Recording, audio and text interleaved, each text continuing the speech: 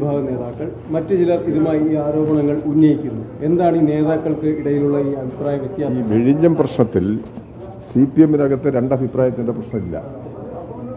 CPM-നകത്ത് ഏകകണ്ഠമായ അഭിപ്രായമാണ് വിഴിഞ്ഞം പ്രശ്നത്തിലുള്ളത്.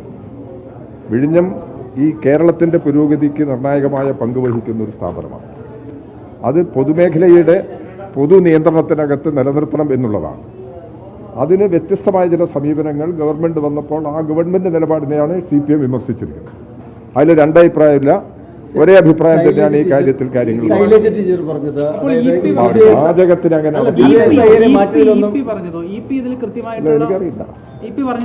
ഞാൻ CPM-ന്റെ നിലപാടാണ് പറഞ്ഞത്. CPM-ന്റെ നിലപാടാണ് ഞാൻ പറഞ്ഞത്. CPM-ന്റെ നിലപാടിൽ CPM-നകത്ത് ഭിന്നതയില്ല. ഇവരെല്ലാം ചേർന്ന കമ്മിറ്റികളിൽ തന്നെയാണ് എല്ലാ കാര്യങ്ങളും ആലോചിച്ച് തീരുമാനിച്ചിരിക്കുന്നത്. അതുകൊണ്ട് ഇതിനകത്ത് ഇപ്പോൾ ഈ 49% ഷെയർ അദാനിയുടേതാണ്. അതാണ് MSI കമ്പനിക്ക് കൈമാറ്റം ചെയ്യുന്നതിന് വേണ്ടിയുള്ള നീക്കം നടക്കുന്നത്.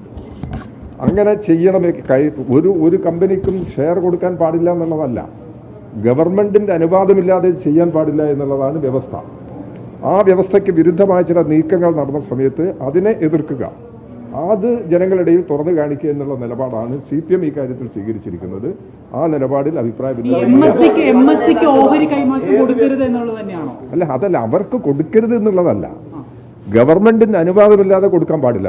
അവർക്ക് കൊടുക്കുന്നതിൽ പ്രശ്നങ്ങളൊന്നും ഇല്ലല്ല, പ്രശ്നം. അപ്പോൾ താങ്കൾ പറയുന്നതാണ് CPM നിലപാടെങ്കിൽ EP പറയുന്നത് അനാവശ്യ വിവാദങ്ങളിലേക്ക് പോകേണ്ട എന്നുള്ളത്. അനാവശ്യ വിവാദത്തിലേക്ക് പോകണ്ട, തള്ളുന്ന പ്രശ്നമൊന്നുമില്ല.